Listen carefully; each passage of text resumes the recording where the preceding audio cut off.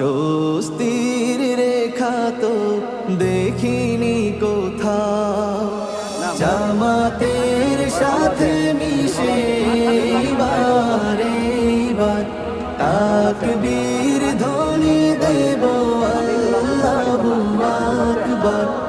এইবার প্রাণপণে বারবার তাকবীর ধ্বনি দেব আল্লাহু আকবার। বহু পথ হেঁটেছি, আমরা সবাইকে বুকে ধারণ করে নিয়ে এদিকে আসেন, আমরা বুকে জড়াই নিয়ে যাই।